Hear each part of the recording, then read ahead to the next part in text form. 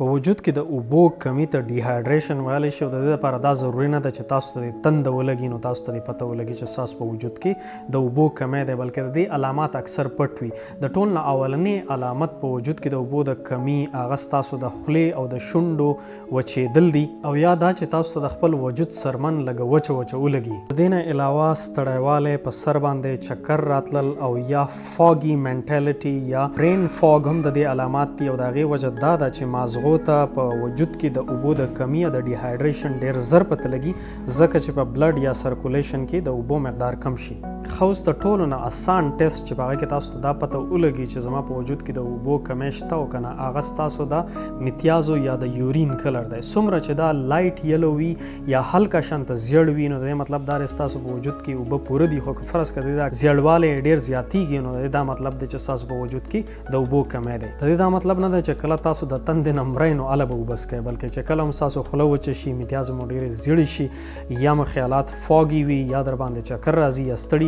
نو فوراً اوبه څښئ او ډېرې اوبه څښئ.